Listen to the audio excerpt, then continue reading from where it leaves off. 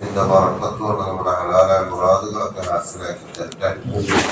ഹബീബുനാ റസൂലുള്ളാഹി സ്വല്ലല്ലാഹു അലൈഹി വസല്ലം തങ്ങൾ പറയുന്നു, മൻ സല്ലൽ ഇശാ ഫീ ജമാഅത്തി, ഒരാൾ ഇശാ നിസ്കാരം ജമാഅത്തായിട്ട് നിസ്കരിച്ചാൽ ഫകഅന്നമാ ഖാമ നിസ്ഫൽ ലൈൽ, ആ വ്യക്തി രാത്രിയിലെ പകുതി നേരം നിന്ന് നിസ്കരിച്ചത് പോലെയാണെന്ന് ഹബീബുനാ റസൂലുള്ളാഹി സ്വല്ലല്ലാഹു അലൈഹി വസല്ലം.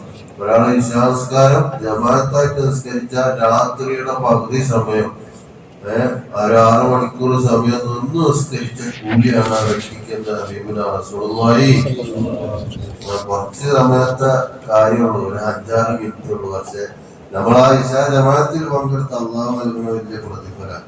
എന്നിട്ട് പ്രവാചകൻ കൊണ്ടും പറഞ്ഞു, അമൻ സല്ല സുബ്ഹ ഫീ ജമാഅത്തി, ഒരാൾ സുബ്ഹി നിസ്കാരം ജമാഅത്തായിട്ട് നിസ്കരിച്ചാൽ ഫകഅന്നമാ സല്ലൽ ലൈല കുല്ല, ആ വ്യക്തി രാത്രി മുഴുവനും നിന്ന് നിസ്കരിച്ച പോലെയാണ്.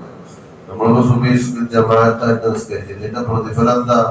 രാത്രി മുഴുവനും നിന്ന് നിസ്കരിച്ച പ്രതിഫലമാണെന്ന് ഹബീബുനാ റസൂലുള്ളാഹി.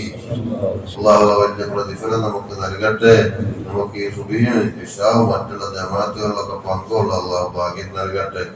വേറൊരു ഹദീസിൽ കാണാൻ കഴിയും, വലൗ യഅലമൂന മാ ഫിൽ അത്തമത്തി വസ്സുബ്ഹി ലഅതൗഹുമാ വലൗ ഹബ്വ. വലൗ യഅലമൂന, ജനങ്ങൾ അറിയുകയാണ് എങ്കിൽ, മാ ഫിൽ അത്തമത്തി വസ്സുബ്ഹി, ഇശായിന്റെയും സുബ്ഹിന്റെയും ജമാഅത്തിന്റെ പ്രതിഫലം ജനങ്ങൾ അറിയുകയാണെങ്കിൽ, ലഅതൗഹുമാ വലൗ ഹബ്വ, അവര് എഴഞ്ഞിട്ടാണെങ്കിലും ആ ജമാഅത്തിൽ പങ്കെടുത്തതിന്റെ പ്രതിഫലം സ്വീകരിക്കാനുള്ള ആഗ്രഹം പ്രകടിപ്പിക്കുമെന്ന്, അതിനുവേണ്ടി മുതിരുമെന്ന് ഹബീബുനാ റസൂലുള്ളാഹി സ്വല്ലല്ലാഹു അലൈഹി വസല്ലം. ഇശായിനും സുബ്ഹിക്കൊക്കെ വലിയ പ്രതിഫലമുണ്ട്. ജനങ്ങൾ അത് ആ പ്രതിഫലം അറിയുകയാണ് എങ്കിൽ ആ മനുഷ്യന് നടന്നു വരാൻ പറ്റില്ല, എഴഞ്ഞിട്ടേ വരാൻ പറ്റുള്ളൂ.